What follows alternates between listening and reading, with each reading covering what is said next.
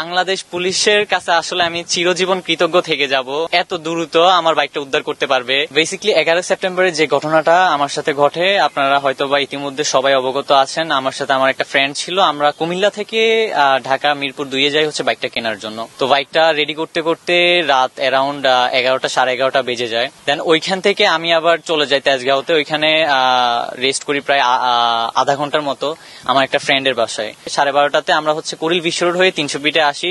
1টা-1:30টার মধ্যে আমরা হচ্ছে ওইখানে ছবি উঠাই, ভিডিও করি।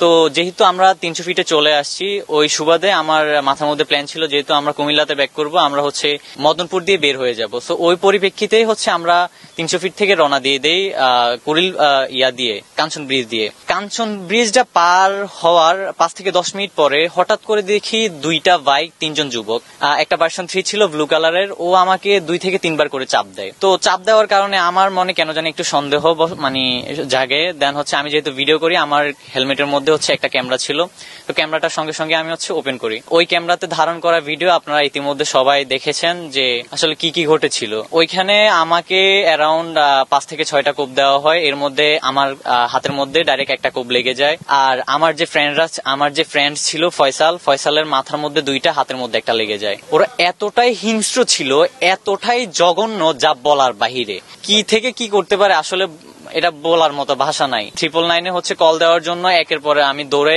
ট্রাক ড্রাইভারকে বলি যে আপনার 999-এ কল দেন। আমি আব্বু পর্যন্ত, যে আমি আপনার ছেলের বয়সী, আমি হচ্ছে আপনার ছেলের বয়সী, আপনি আমার আব্বু লাগেন, 999-এ কল দেন, কেউ কল দেয়নি। অ্যারাউন্ড 30 থেকে 40 মিনিট পর একটা ট্রাক ড্রাইভার দাঁড়ায়। এর মধ্যে আমি একটা বাড়িতে ঢুকি। বাড়ি বলতে ওইটা একটা ইন্ডাস্ট্রিয়াল এরিয়া, যেটা মনে হয়েছে 4-5টা হচ্ছে বিল্ডিং ঘর আছে, ওইটাতে হোয়াইট কালারই। দেন ওইটা দেওয়াল টপকে আমি ঢুকে ওনাদেরকে বলি যে ভাই এমনি একটু কল দেন। তো সিকিউরিটি গার্ড যিনি ছিল উনি কল দেয় নাই, বলতেছে মোবাইলে টাকা নাই, এমবি দিয়েও কল দেয় নাই। 3 থেকে 4টা ট্রাক যাওয়ার পরে একটা ট্রাক ড্রাইভার দাঁড়ায়, যে হেল্পারটা ছিল উনি হচ্ছে সেম আমার বয়সী। উনি আমাকে ওনার মালিককে বলে, যে ট্রাক ড্রাইভার ছিল, ওনাকে বলে যে ভাই ওনাকে হেল্প করেন। দেন উনি দাঁড়ায়, ওনার মাধ্যমে 999-এ কল দেয়। 999-এ কল দেওয়ার মধ্যেই দেখি, মানে কথা বলা কালীনই দেখি যে পুলিশ চলে আসছে।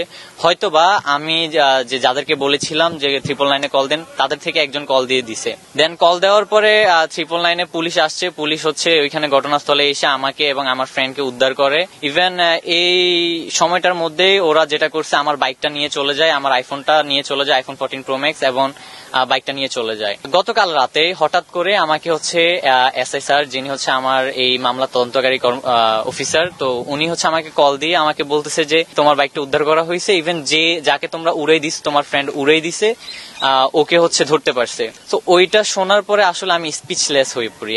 আমি 3 থেকে 4 মিনিট আমি মানে কথা বলতে পারি নাই। যে আল্লাহর প্রতি লাখ কোটি শুকরিয়া, ইভেন মানে আল্লাহ যে ওনার উপর সহায় হয়েছে যে উনি বাইকটা ধরতে পারছে। বাংলাদেশ পুলিশের কাছে আসলে আমি চিরজীবন কৃতজ্ঞ থেকে যাব।